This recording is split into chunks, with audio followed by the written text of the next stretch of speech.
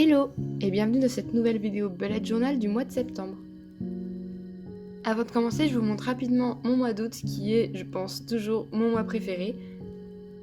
Et comme ces derniers temps, j'ai beaucoup utilisé le collage, je me suis dit que cette fois-ci, j'allais changer et donc j'ai fait un mois complet de dessin. Donc désolée d'avance pour ceux qui n'aiment pas trop dessiner.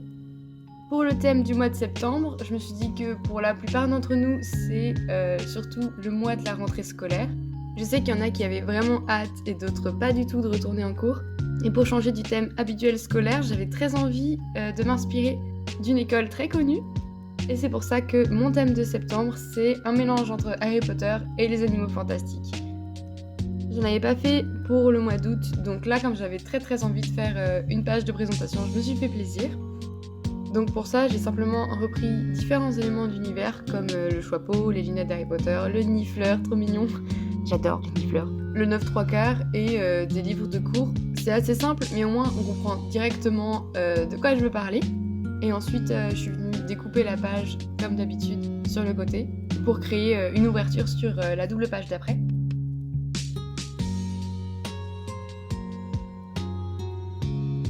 Ensuite, je me suis amusée à réécrire septembre avec la typographie iconographique de Harry Potter. Pour ça, je me suis aidée de cet alphabet, donc rien de très compliqué, je l'ai trouvé sur Pinterest.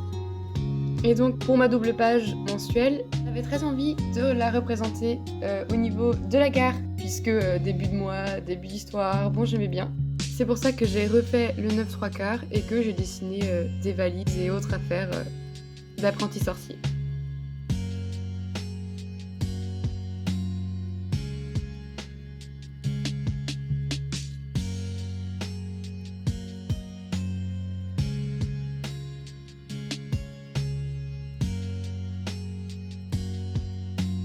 Ensuite, j'ai utilisé une chute d'une page que j'avais découpée mon bullet journal pour venir faire plein de petits habit trackers que je suis ensuite venue placer de façon un peu désordonnée pour être sûre d'avoir le bon nombre de cases et la bonne forme. Donc une fois que j'ai fini de tracer l'encadré et le thème de chaque habit tracker, je suis venue dessiner plein de petites lettres, rien de très compliqué. Puis un petit Harry Potter assis sur des valises. Alors je vous préviens tout de suite, j'ai pas dessiné énormément de personnages, donc je m'excuse d'avance si j'ai pas représenté votre personnage préféré. Ensuite, de l'autre côté de ma page Souvenirs et découvertes, j'ai dessiné Norbert Dragono, tout simplement parce que je pouvais pas dessiner Harry Potter, mais pas dessiner Norbert Dragono, donc je l'ai fait avec ces petites mallettes, et du coup sur ma page du mood tracker, c'est pour ça que vous pouvez voir d'ailleurs plein de bougies volantes, en fait c'est mon mood tracker. Ici, on va noter les numéros du mot tracker. Après ça, j'ai recommencé de faire mes pages par semaine parce que comme ça, à la rentrée, j'ai plus besoin de m'organiser que pendant les vacances, donc je les ai refaites. Et je me suis dit que ça pouvait être vachement intéressant de faire une semaine par maison. Donc j'ai pas du tout trié les maisons par préférence ou quoi, je sais pas pourquoi, mais du coup j'ai commencé par Gryffondor. Donc j'ai fait une espèce de forme de médaillon et j'ai mis dedans un petit lion stylisé. Et j'étais obligée de mettre de petites plantes. Et je me suis dit que ça pouvait être sympa pour faire la forme du médaillon, entre guillemets.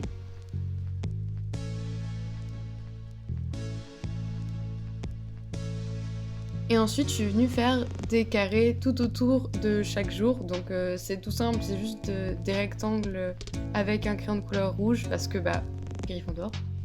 Pareil pour la deuxième semaine, mais cette fois-ci avec un crayon de couleur vert puisque c'est pour la maison Serpentard. Et donc pas de jaloux, pour chaque semaine et chaque maison, j'ai fait un petit médaillon avec l'animal totem de la maison.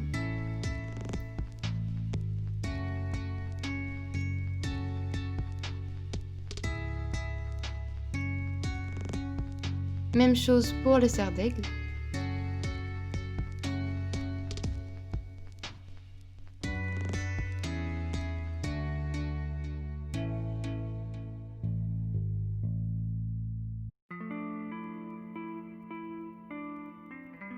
Et même chose pour Poufsouffle.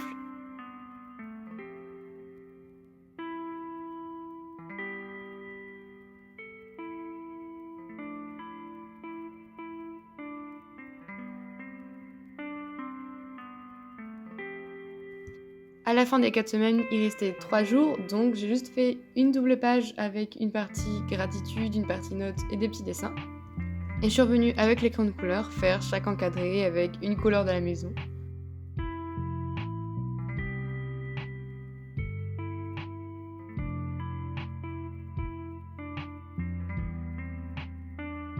Ensuite, on passe à la partie colorisation. Alors je suis vraiment désolée, j'ai perdu les vidéos où on voit commencer du coup la colorisation.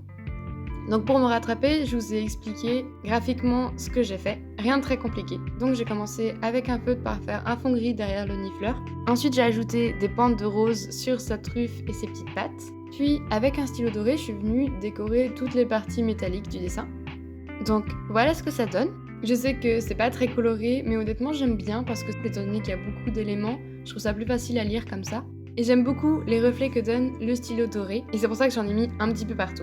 Ensuite pour la première double page, j'ai rien fait de très compliqué non plus. Je suis d'abord venue représenter les briques de la gare avec un feutre, et simplement j'ai fait des petits traits. C'est vraiment pas compliqué, il suffit de les mettre en quinconce et je trouve que ça donne un effet pas mal du tout et c'est vraiment très simple. Et pour finir, je suis juste venue colorer les valises et les affaires qui sont au sol. Donc voilà ce que ça donne en vrai. Pour la double page suivante, rien de très compliqué. Je suis venue colorer Harry avec les couleurs de sa maison.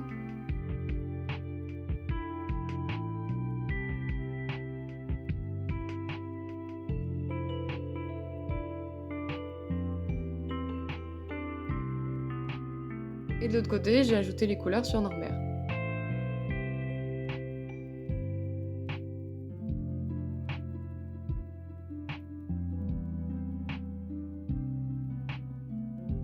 Et ensuite, je suis venue colorer les créatures de chaque maison.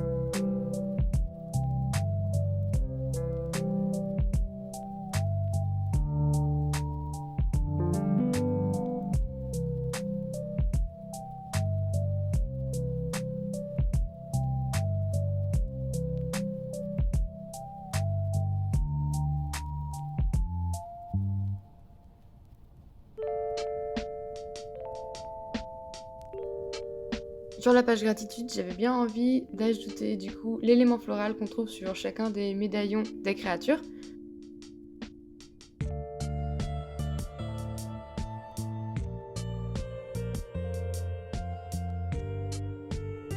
Et voilà le résultat final. Donc, je vais pas mentir, dessiner pour un mois complet, c'est quelque chose qui est quand même assez long. Après, personnellement, j'ai trouvé ça très amusant. Et je suis même presque déçue de ne pas avoir pu dessiner tous les éléments et personnages des sagas. Mais en même temps, c'est un bullet qui a déjà 15 pages, donc je n'allais pas en rajouter énormément, sinon cette vidéo allait être beaucoup trop longue. En tout cas, j'espère qu'elle vous a plu. Si c'est le cas, n'hésitez pas à me soutenir. Et moi, je vous dis à bientôt dans une nouvelle vidéo. Bye!